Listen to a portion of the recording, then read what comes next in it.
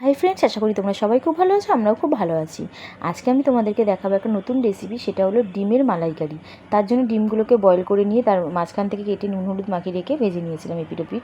ভাজার পরে কড়াতে সর্ষে তেল বা সাদা তেল যে যেরকম খাও সেরকম দিয়ে গোটা গরম মশলা ফোড়ন দিয়ে পেঁয়াজ ঘষে নিয়ে দিয়ে দিয়েছি। তার মধ্যে একটু রসুন, আদা, কাঁচা লঙ্কা, শুকনো লঙ্কা বাটা দিয়েছি।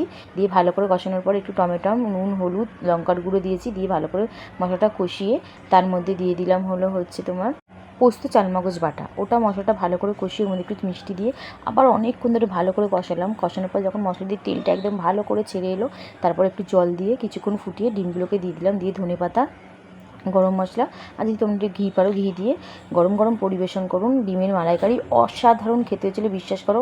এক থালা ভাত খেয়ে নেবে, আমি গ্যারেন্টি সহকারে বলতে পারি।